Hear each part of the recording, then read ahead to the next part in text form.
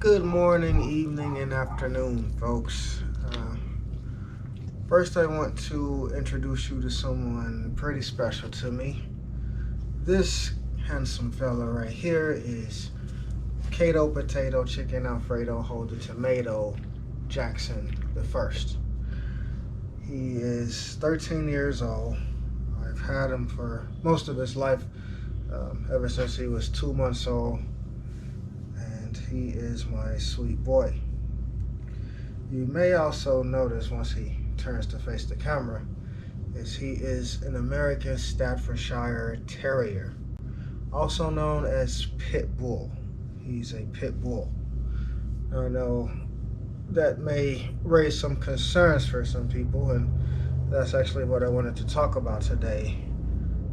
Nature versus nurture. So I have a special place in my heart for pit bulls because I always say they are the black people of the dog world because they're beautiful creatures, beautiful bodies, strong minds. They can do anything anyone else can do, but they have this stigma, this reputation for being prone to violence, and just that stigma that goes along with it, just based off of the stereotypes that have been propagated. No licking, Kato. He likes to lick. He licks too much. Honestly, I may have to knock him out. I made out my jaw. So anyway, okay, I let you lick a little bit. So nature versus nurture. Now, pits in particular, they were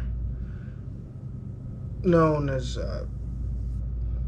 nanny dogs way back in the day, and they were good with kids, and they were used as military dogs and stuff like that, and somehow, some way, they became popular to be used for fighting.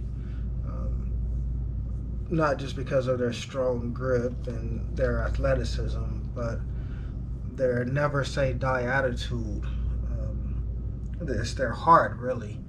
It's the heart, because once their owner gives them a target or a mission, they follow through to the fullest. They go all in, and it's that love for and that desire for human connection is what get used against them.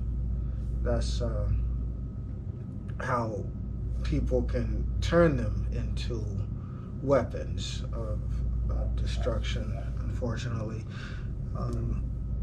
I remember back when the Michael Vick situation happened, this multi-millionaire superstar athlete who was convicted of funding a dogfighting ring. And it just reminded me back in the day when I was younger, I was 15, 16 years old, somewhere around there. I had a friend who lived around the corner from me, and I guess we were talking about pit bulls or something, and he ended up taking me to a friend or relative of his out in the country. This is like in Texas, in Taylor, Texas, so out in the country could be 5 miles down the road. So anyway, he took me to go meet this guy, and this kid was around our age, or maybe even younger, 15, 16, somewhere around there. So we went to his house, and he took us in the backyard. And I remember there were 4 dogs that were in the backyard tied up to a tree or to a post. On one side there was this brindle pit bull. It was about 6 months old. It was very much a puppy. And next to it was this older dog that looked like some type of bloodhound breed, the floppy ears and the markings and so on. But it looked older and kind of sickly, and it had like this abscess on its jaw. And then next to that one, there was this other bloodhound looking dog that was younger, probably around a year or two, something like that. It was fairly young. And then next to that one was this brown and white pit named Sally Mae. That's the only one I remember the name of.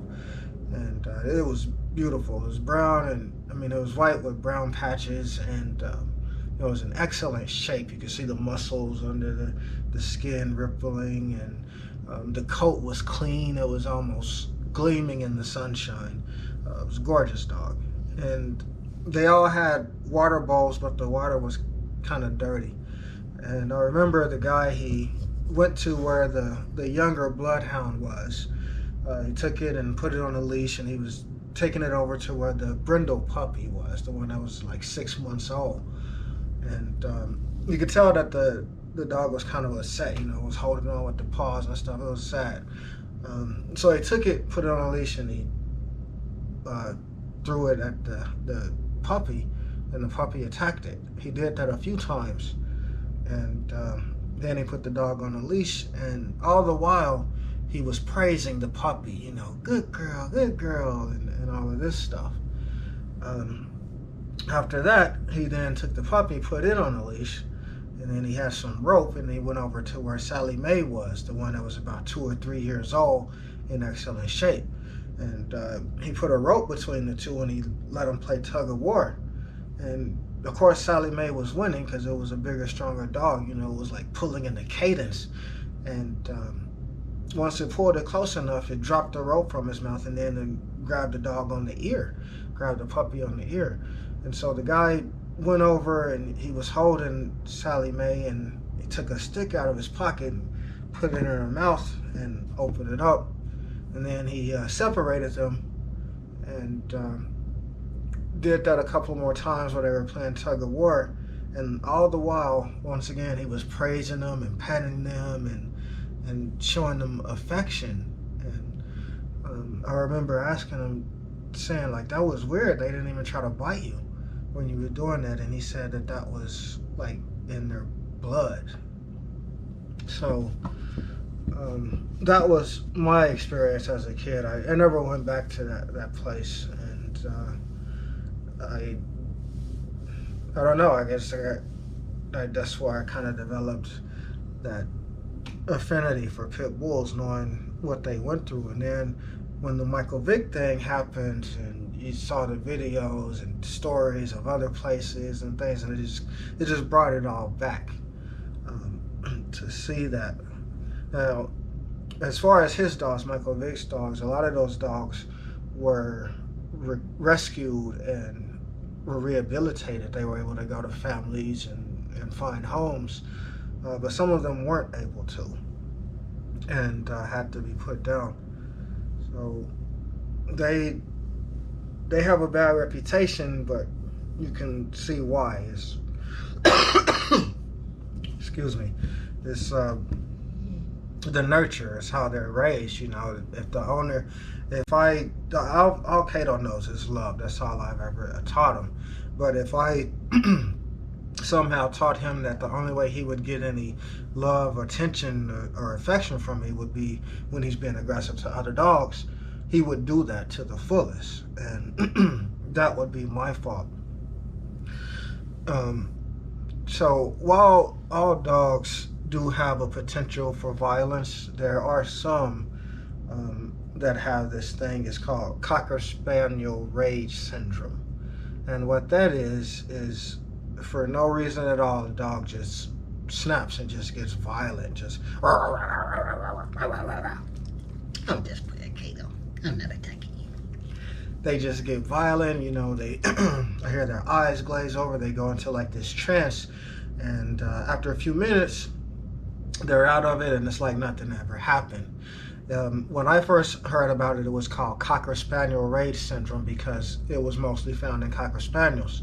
Now it's, I believe, called something like Rage Syndrome because it's been found in Cocker Spaniels, Springer Spaniels, Golden Retrievers, Labradors, and Dobermans.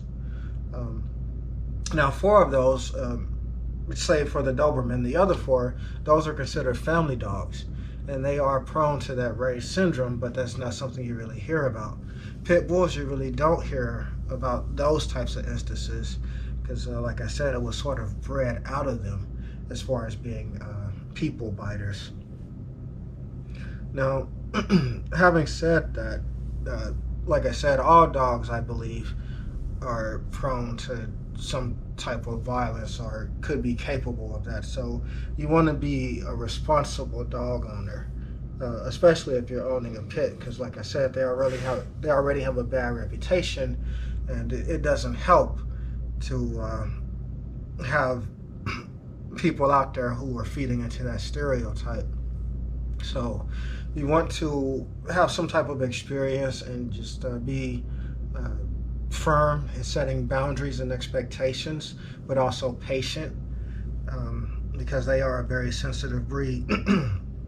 A lot of times with pits especially, all you have to do is you show them that you're upset with them, and that's enough for them to chill out, to settle down if they know you're serious about something. Because like I said, they love human interaction and they want nothing more than to please their owners. So you want to have boundaries and expectations, teach basic commands, of course, like sit and stay and how to walk on a leash, and also recall, get them to come back if they're off of a leash. And like for me, I call it mine. If it's something or someone I don't want Cato to bother, I say, that's mine. That's mine. Get back. And he knows to leave that alone. Or get in your crate. If I want him to sit in this crate, if he's being a knucklehead, or if there's a certain company that comes over that's, uneasy around dogs.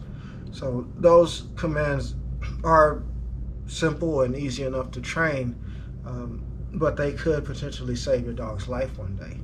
So you want to give them some type of structure where they feel safe and are confident out in public. And socialization is also a big thing. I don't really socialize him much because I'm worried about other dogs, because he's not the fighter, I am. If somebody or some dog attacks him, I'm more worried about what I would do than what he would do. So anyway, it's nurture over nature, but there are those situations, so you just want to be careful. And that also applies to humans as well. But that of course is another topic as far as setting boundaries and expectations and knowing what behavior is acceptable or not. It all kind of ties in as far as being responsible and accountability and those things. So that's going to be our sermon for this week. Pit bulls are awesome. You should go get one. Go be amazing. Like Cato. Cato, you already